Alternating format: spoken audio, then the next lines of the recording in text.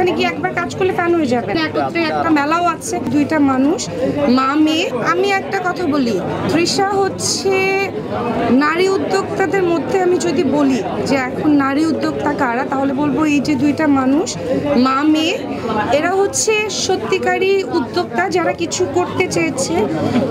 তৃষা যেমন মডেলিংয়ের পাশাপাশি ও একটা ক্যারিয়ার বেছে নিয়েছিল, বিউটিশিয়ান আন্টি, খুব সুন্দর মেকআপ করে তৃষা, খুব সুন্দর মেকআপ করে, ও আইল্যাশ এক্সটেনশন খুব সুন্দর করে, ও নেইল এক্সটেনশন যারা করতে চান এখানে, ওর ওখানে গিয়ে একবার কাজ করলে ফ্যান হয়ে যাবেন। এবং এই যে উদ্যোক্তা হিসেবে ও নতুন করে একটা শোরুম ওপেন করেছে, তো আমার কাছে মনে হয় যে অবশ্যই ভালো কিছু হবে। আর আমিও উদ্যোক্তাদের নিয়ে কাজ করছি, আমাদের সামনে একত্রে একটা মেলাও আছে, সেখানে তো আপনাদের সবার সাথে আবার দেখা হবে। যারা নারী উদ্যোক্তারা আছেন তারা অবশ্যই কিছু ভালো চিন্তা করে আসুন, ফিউচার চিন্তা করে আসুন।